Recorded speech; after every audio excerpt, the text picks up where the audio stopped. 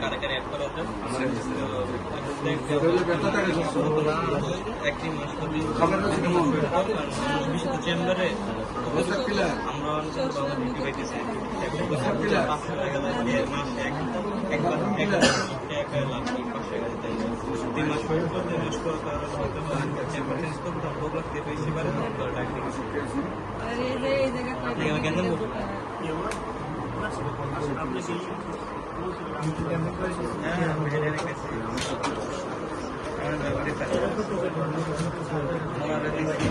কি সমস্যা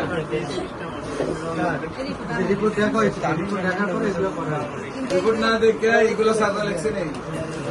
এগুলো সব রিপোর্ট সাদা আগে রিপোর্ট দেখে এটা আমার দিয়ে লিখে দেওয়া